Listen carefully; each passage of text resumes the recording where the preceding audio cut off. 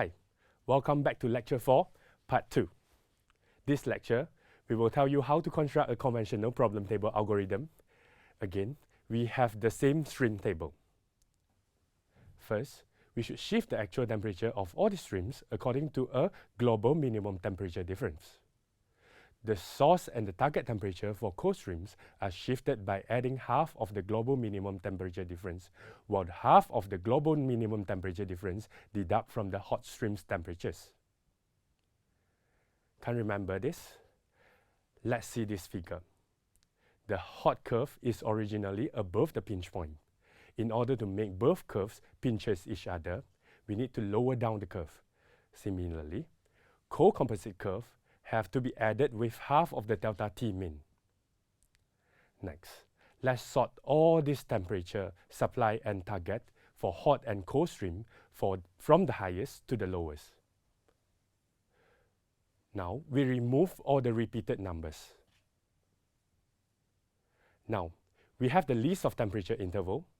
This is the first column of our problem table. We may first calculate the temperature difference for each temperature interval.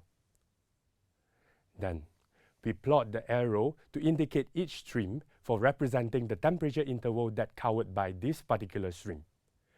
The hot stream will be going upwards and the cold stream will be going downwards.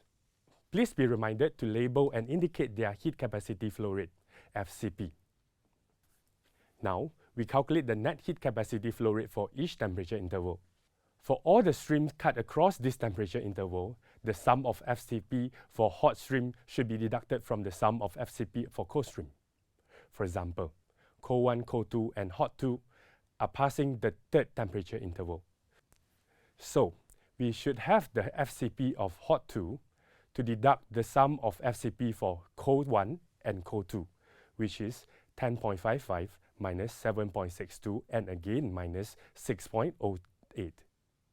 Thus, this net FCP for this interval is negative 3.15 kilowatt per degree Celsius.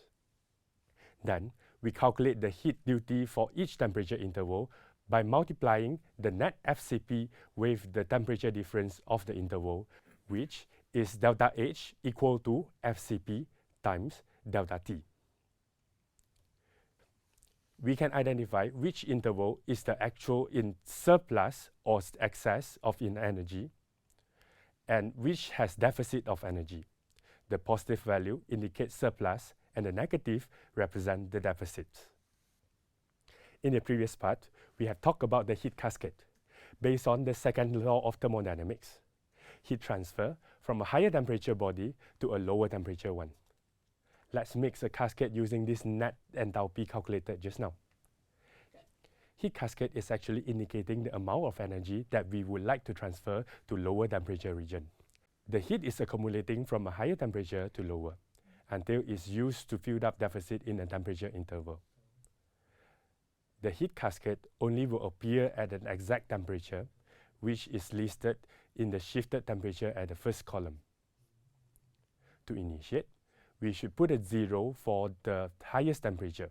At the second temperature, we are adding the amount of heat at previous temperature and also the amount of heat that available at right before this interval. Let's look at the cascade that we just constructed. Any problem on this? The negative 127.68 kilowatt of heat deficit at the first temperature interval can we supply the heat from the 225.45 kilowatt at just right below this cascade? Sorry, we cannot. Remember, the second law of thermodynamics told us we cannot have heat transfer from a lower temperature to a higher temperature.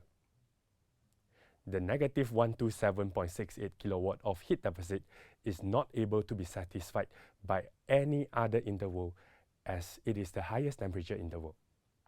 Therefore, this cascade is not feasible. We call this as an initial cascade. In order to avoid an infeasible cascade, we can redo the cascade by taking the most negative amount from the initial cascade that we have done just now. Let's check in the initial cascade.